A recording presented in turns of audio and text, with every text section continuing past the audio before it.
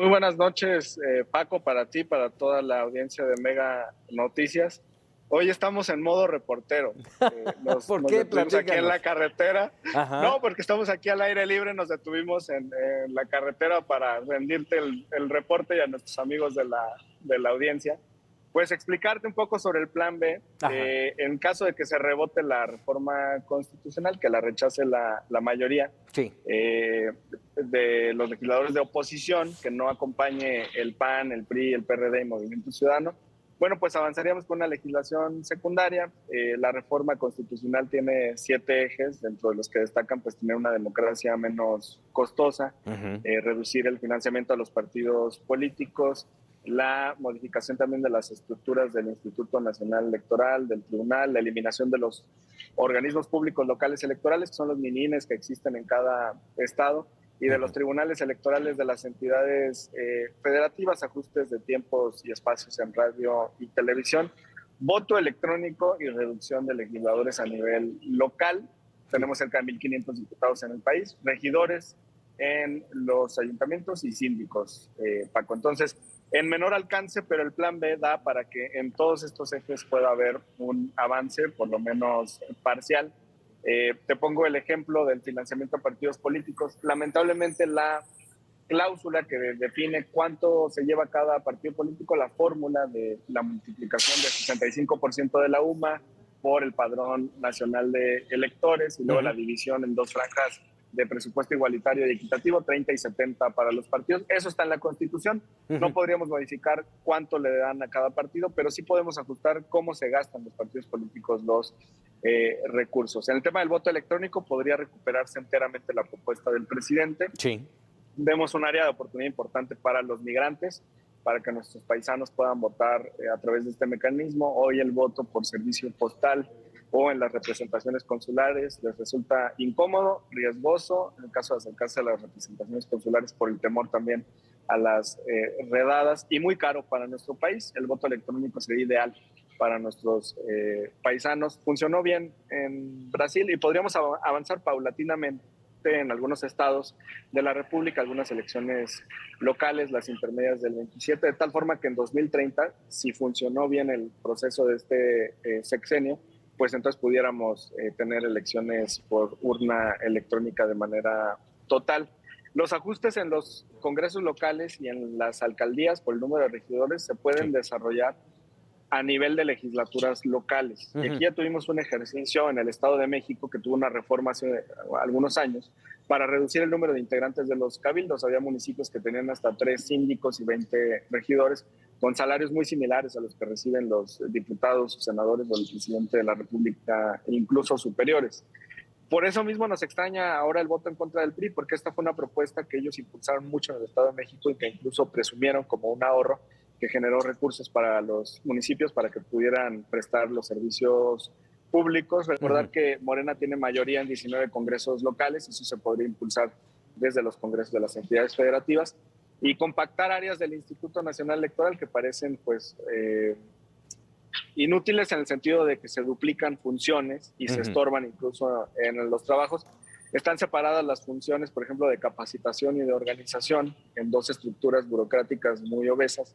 Desde nuestra perspectiva, la capacitación forma parte de la organización del proceso electoral y podrían coexistir en una sola dependencia, y eso generaría pues ahorros por decenas de millones.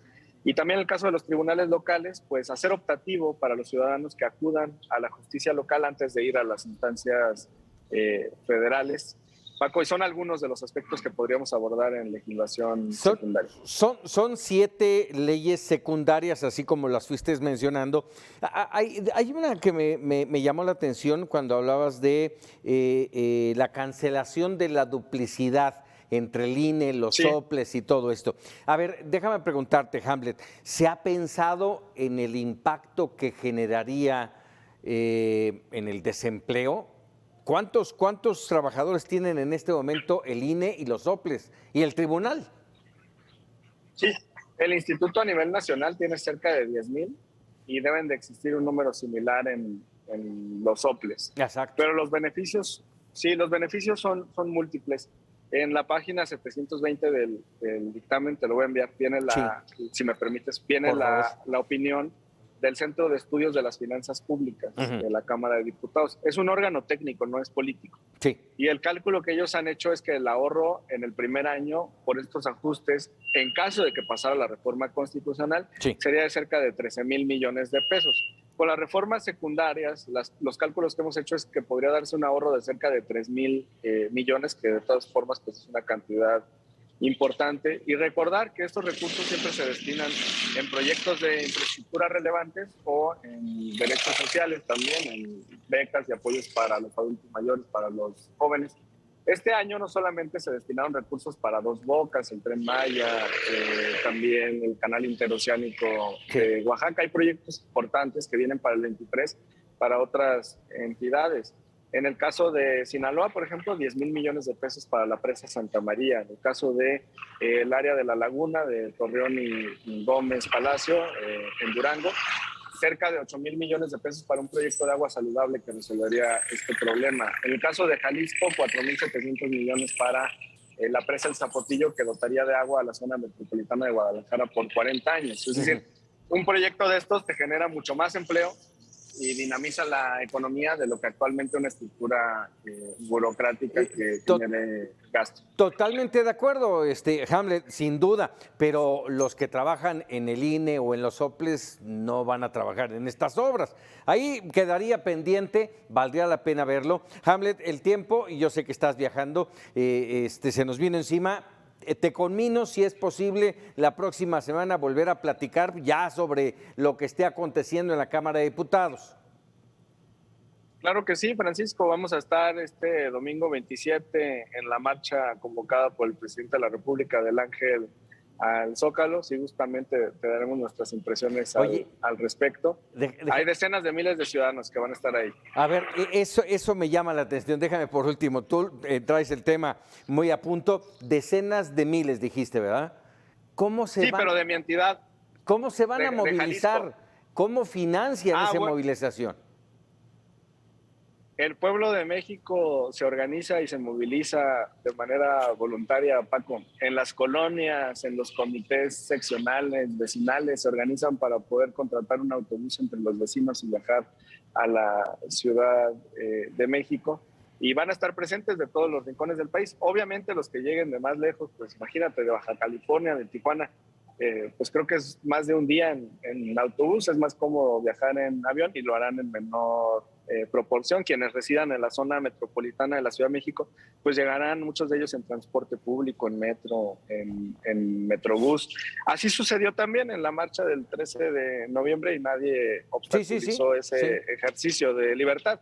Sí. Cuestión diferente a lo que sucedió hace unos días en Jalisco, en el que parece que por instrucciones del gobernador Alfaro, por lo menos de los funcionarios del sistema de tren ligero, que es similar al metro de la Ciudad de México, pues se canceló el servicio en medio de una protesta masiva de los estudiantes de la Universidad de Guadalajara. Me parece que hay que garantizar el derecho a viajar por el país.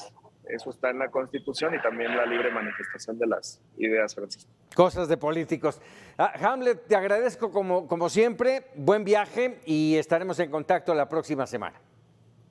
Muchas gracias, un saludo a toda la audiencia. Me encuentran en Twitter como Hamlet-Almaguer. Buenas tardes. Buenas tardes, Buenas noches. Hamlet Almaguer, diputado de Morena, que estés muy bien. Buen viaje y bueno, pues pendientes de toda esta situación.